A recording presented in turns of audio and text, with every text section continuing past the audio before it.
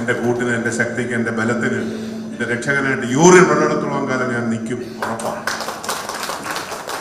നിങ്ങൾക്കും നമുക്ക് അന്ന് കാണണമെന്നുണ്ടെങ്കിൽ നിങ്ങൾ ഇപ്പോഴും മൂത്രം കുടിച്ചു തുടങ്ങി. ഒരു കാര്യമില്ല, ഒരു ചെലവുമില്ല, എങ്ങും പോയിട്ട് ആരുമായിട്ട് കൺസൾട്ട് ചെയ്യണ്ട. മെഡിക്കൽ ഷോപ്പിൽ. ഹായ്, വീണ്ടും പുതിയൊരു വീഡിയോയിലേക്ക് എല്ലാവർക്കും സ്വാഗതം. വിഷയം എന്ന് വെച്ചാൽ മൂത്രം കുടിയാണ്. കൊല്ലം തുളസിയുടെ പ്രത്യേക ഒരു വാദമാണ് മൂത്രം കുടിക്കാൻ. അതിൽ ഉൾപ്പെടുത്തിയിരിക്കുന്നത് അതിൻ്റെ സൗന്ദര്യ രഹസ്യം മൂത്രം കുടിച്ചിട്ടാണ് എന്ന് പറഞ്ഞു. അത് മുഖത്ത് തേക്കാൻ ഒരു പെൺകുട്ടിയോട് പറഞ്ഞു സൗന്ദര്യം വർദ്ധിക്കുമെന്നൊക്കെയാണ് അവരുടെ വിശ്വാസം കേട്ടോ. അപ്പോൾ എന്തായാലും നമുക്ക് ബാക്കി നോക്കാം. സിനിമാ നടൻ മോഹൻലാൽ പറഞ്ഞിട്ട് ഈ ഒരു മുഖത്ത് മുഴുവൻ തന്നെ മുഖക്കുരുണ്ടായിരുന്ന ഒരു സിനിമാ ഫീൽഡിലുള്ള നടിയാണോ എന്ന് എനിക്കറിയില്ല, ഒരു പെൺകുട്ടി മുഖത്ത് മുഴുവൻ മുഖക്കുരുവായിരുന്നു. അതിന് അദ്ദേഹം ഉപദേശിച്ചു മൂത്ര ചികിത്സ ചെയ്യാൻ, മൂത്രം കൊണ്ട് നന്നായി പുരട്ടാൻ വേണ്ടിയിട്ട് ആവശ്യപ്പെട്ടു. പെട്ടെന്ന് ഇവർക്ക് വലിയൊരു ഞെട്ടലുണ്ടായി. പക്ഷേ അപ്പോൾ ഇദ്ദേഹം ഞാൻ സ്വയം മൂത്രം കുടിക്കുന്നുണ്ട്, അതിനൊരു പുസ്തകമുണ്ട്, മാതൃഭൂമി ഇറക്കിയ ബുക്കുണ്ട്, വേണേൽ വായിച്ച് നോക്കുക എന്നൊക്കെ പറഞ്ഞതിൻ്റെ അടിസ്ഥാനത്തിൽ ആ പെൺകുട്ടി അത് ചെയ്യാൻ തയ്യാറായി.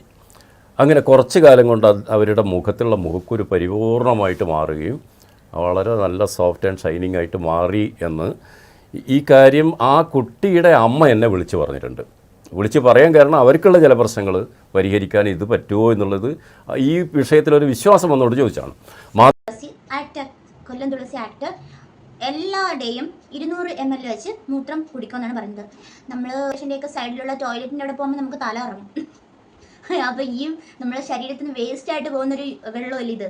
അത് കുടിച്ച അസുഖങ്ങളൊക്കെ നീക്കിയായിരുന്നു നല്ല രീതിയിൽ ഇരിക്കുന്നതെന്നാണ് വാദം.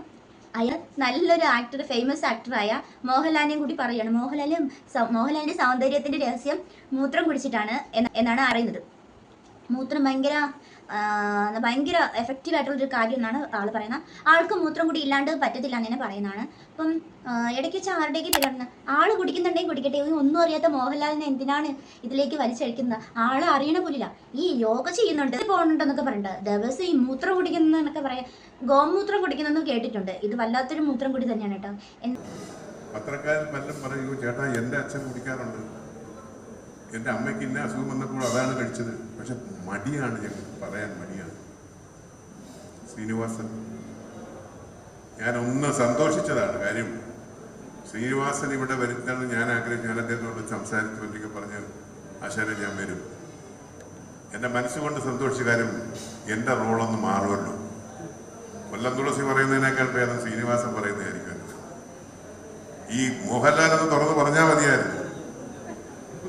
ഇവർക്ക് എന്തോ ചമ്മല. മോഹൻലാൽ മൂത്രം കുടിച്ചിട്ടാണ് സൗന്ദര്യം കാത്തു സൂക്ഷിച്ചത്. പക്ഷേ എനിക്കത് ശരിയായിട്ട് തോന്നുന്നില്ല. മോഹൻലാലിന് ജന്മന സൗന്ദര്യം കിട്ടിയിട്ടുണ്ട്. ആ സൗന്ദര്യം തന്നെയാണ് ഇപ്പോഴും ഉള്ളത്. അതിന് മൂത്രം കുടിച്ചിട്ട് കൂട്ടേണ്ട ആവശ്യമില്ല. സ്വന്തം മൂത്രവും ഇതിലൊരു പെൺകുട്ടിയുടെ കാര്യം പറയുന്നുണ്ട്. ഏതോ ഈ പെൺകുട്ടിക്ക് മൂത്രം കുടിക്കാൻ വേണ്ടി മുഖത്ത് തേക്കാൻ പറഞ്ഞു. അവർ കുടിച്ചില്ല, പക്ഷേ ആൾ മുഖത്ത് നന്നായിട്ട് തേച്ചു. അപ്പം ഇനി മൂത്രത്തിനുള്ളൊരു ക്രീമും കൂടി വരുന്നുണ്ട്. യൂറിൻ ക്രീം എന്ന് പറഞ്ഞിട്ടൊരു ക്രീമും കൂടി ഇനിയിപ്പോൾ വരാവ്. അപ്പം മിക്കവാറും ആൾ ഇതായിരിക്കും മുഖത്ത് യൂസ് ചെയ്യാൻ പോകുന്നത്. അപ്പം ആളുടെ വാദം എന്തായാലും കൊള്ളാം. ഇതൊന്നും അറിയാതെ എവിടെയോ ഇരുന്ന് ഇത് കേൾക്കുന്ന മോഹൻലാലിൻ്റെ അവസ്ഥ ഒന്ന് ആലോചിക്കുന്നത്. മോഹൻലാലിൻ്റെ അവസ്ഥ ഒന്ന് ആലോചിച്ച് നോക്കി. ഈ വായിൽ തോന്നുന്ന പരമ വൃത്തിയോടെ മാത്രം വിളിച്ചപ്പോഴാണ് പറയുന്നത് മൂത്രം കുടിക്കുന്നത് ആരോഗ്യത്തിന് നല്ലതാണ്. എവിടെയും കേട്ടില്ല. ഇന്നാളൊരു വീഡിയോ കണ്ടില്ല, മൂത്രം കുടിക്കുന്നത് ആരോഗ്യത്തിന് അത്ര നല്ല മൂത്രം ഉണ്ടോ ദിവസം? അപ്പം ഈ മൂത്രം വെച്ച് വെക്കുമായിരിക്കും അല്ലേ കുടിക്കാനായിട്ട്. 200 ml അല്ലേ ദിവസം കുടിക്കുന്നതെന്ന് പറയുന്ന.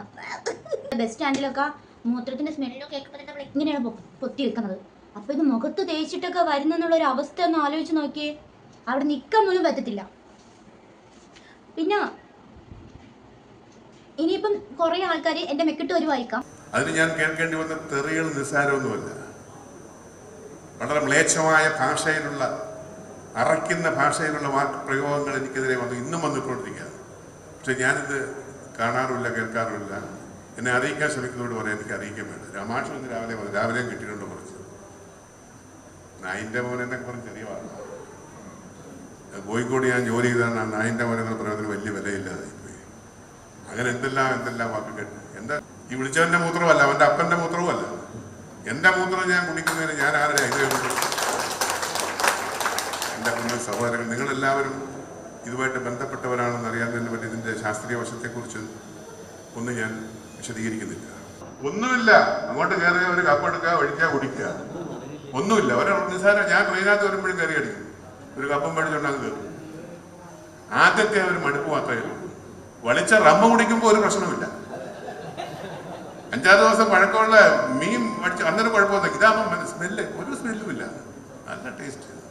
അതുകൊണ്ട് ഞാൻ നീട്ടുന്നില്ല, കാര്യം സമയം താളങ്ങളെല്ലാം തെറ്റിക്കഴിഞ്ഞു. കപ്പെടുക്കുക, ഒഴിക്കുക, കുടിക്കുക. റം കുടിക്കുന്ന പോലെയാണ് ഇരിക്കുന്ന, ഒരു സ്മെല്ലും ഇല്ല എന്നാണ് ആള് പറയുന്നത്. ആളുടെ ആരോഗ്യത്തിന്റെ രഹസ്യം ഇതാണ്.